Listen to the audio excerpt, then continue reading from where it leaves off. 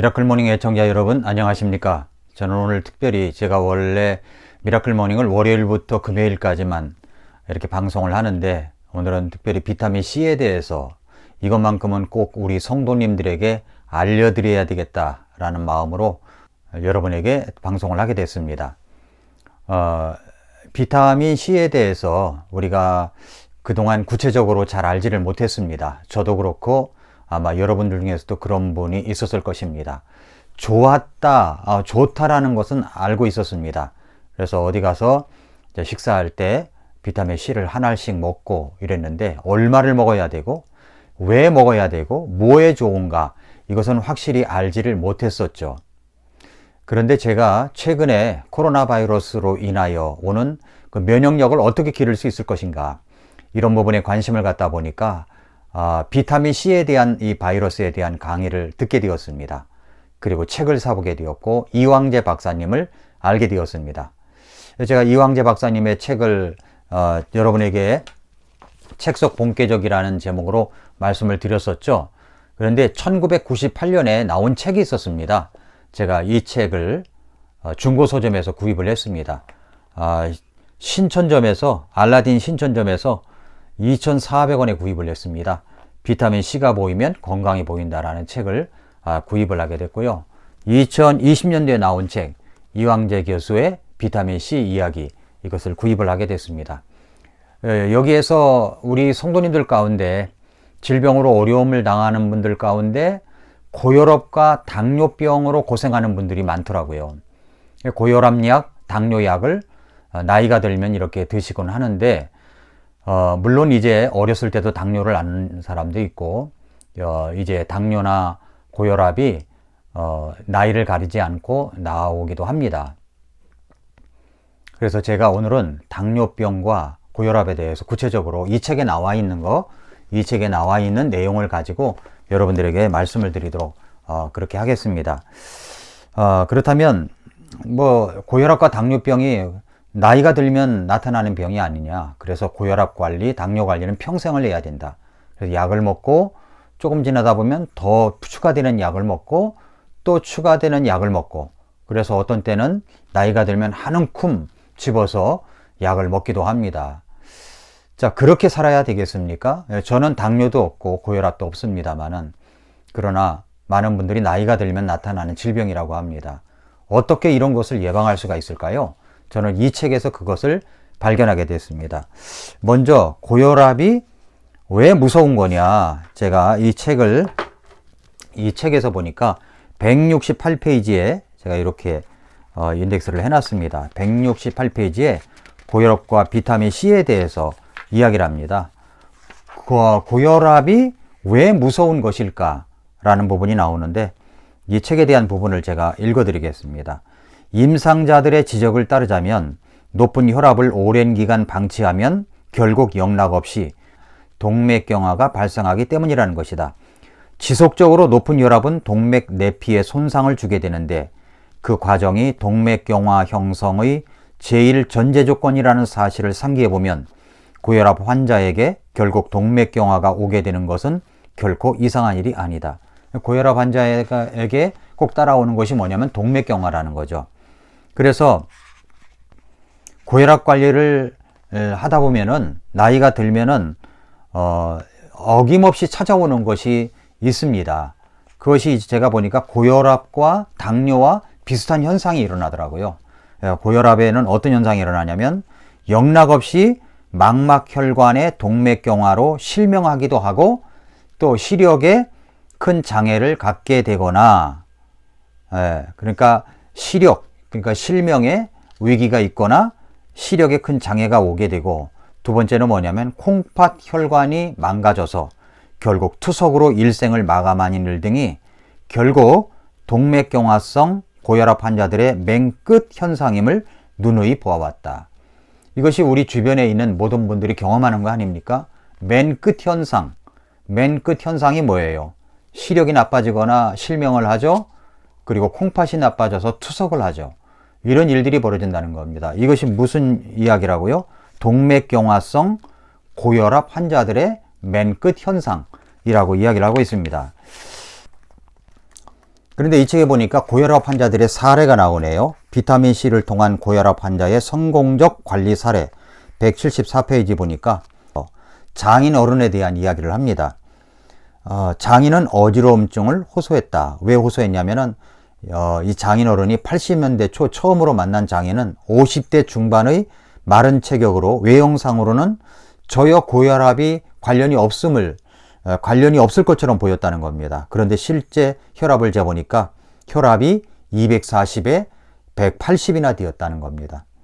자, 이완기 혈압, 아래 혈압이 보통 사람의 수축기 혈압, 위의 혈압보다 높은 악성 고혈압 환자로 당시 작은 병원에서 치료를 받고 있었는데 전혀 치료 효과가 나타나지 않은 상태였다.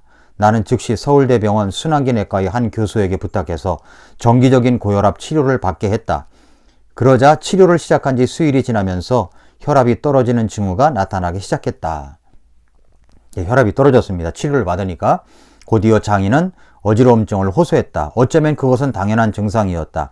240에서 180인 혈압을 150에서 100 가까이 떨어뜨렸으니 어지러움증이 나타나는 것이 당연할 수밖에 없었던 것이다.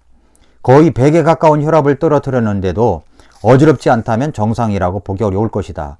장인은 어지러움증으로 고생을 하긴 했지만 몇 개월이 지나고부터는 어지러움증은 물론 혈압도 어느 정도 정상화됐다. 대략 150에서 100 정도에서 혈압이 안정되었던 것으로 기억한다. 계속해서 고혈압 치료를 받았음에도 이완기 혈압은 100 이하로 떨어지지 않았는데 전문가들은 그 이유를 혈관의 상태가 별로 좋지 않기 때문이라고 설명했다. 그러니까 혈압이 오르는 원인이 혈관에 문제가 있다고 이야기하는 겁니다. 그런데 어느 날 장인으로부터 급한 전화를 받게 되었답니다. 갑자기 오른쪽 시야의 바깥 가장자리에 어둠이 드리워지면서 부분적으로 보이지 않는다는 것이었습니다. 앞을 보다가 갑자기 오른쪽을 보기 위해, 즉 횡단보도에서 길을 건너기 전에 오른쪽에서 차가 오는가를 확인하기 위해 머리를 빠른 속도로 돌리면 주변 시야의 잔상이 중심 시야로 이동되면서 갑자기 아무것도 보이지 않는 듯한 상황에 빠진다는 것이었습니다.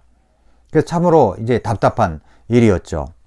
그래서 서울대병원 안과에 입원해서 시야 검사를 한 결과 장인의 설명대로 오른쪽 바깥 가장자리 시야에 결손이 있음을 발견했습니다. 이어 망막혈관 조영술을 통해 망막혈관들이 막혀 있는 것을 찾아낼 수가 있었답니다. 이유를 찾아냈지만 당시로서는 뾰족한 치료 방법이 없었답니다. 그래서 그냥 서서히 적응해 나가는 수밖에 없었다고 합니다. 이후 장인을 포함해서 처가의 모든 식구가 비타민C를 권장을 해서 비타민C를 다량 복용하게 됐다고 합니다. 다량 복용했습니다. 이 다량이라고 하는 것은 하루에 10알 정도, 그러니까 1000mg까지 이야기를 하는 겁니다. 그런데 2년 전 시야 결손 때문에 받은 안과 검사를 확인하기 위해 다시 시야 검사를 한 결과 놀랍게도 시야에 거의 아무 이상이 없다는 결과가 나왔답니다. 나는 검사에 무언가 오류가 있을 것이라고 생각했는데, 왜냐하면 망막은 일종의 신경계와 마찬가지라 한번 손상된 세포는 재생되지 않기 때문이다. 따라서 결손된 시야가 회복된다는 것은 의학적으로 설명이 불가능한 일이었다. 이어 망막혈관 조영술을 다시 실시하니 놀랍게도 망막혈관 모두가 막힘없이 뚫려 있었다. 이렇게 이야기를 합니다. 2년 전에 안과 과장도 차트를 자세히 살펴보았지만 2년 사이에 일어난 믿기 힘든 변화에 대해 설명할 길이 없다고 그렇게 말을 했답니다. 그뿐 아니라 그동안 100 이하로 떨어지지 않았던 이완기 혈압도 80까지 떨어져 있었습니다. 병실에서 혈압을 측정해 보니까 130에 80이 나왔답니다. 그래서 곰곰이 생각해 봤대요. 이완기 박사님이. 나는 2년 동안 장인이 특별히 실천했던 일이 무엇일까? 그랬더니 비타민C를 다량으로 복용한 것밖에 없었다고 이야기합니다. 그렇다고 그 믿기 힘든 결과가 전적으로 비타민C의 복용으로 인한 것이라고 증명할 수도 없는 노릇이 아닌가. 어쨌든 부분적으로 보이지 않던 눈이 보이고 정상화가 어렵던 혈압이 정상으로 돌아온 것은 분명한 사실이니 이를 어떻게 받아들여야 할지는 개개인의 판단에 맡겨야 할 것이다. 이렇게 이야기를 합니다. 비타민C 여러분이 선택하시면 됩니다.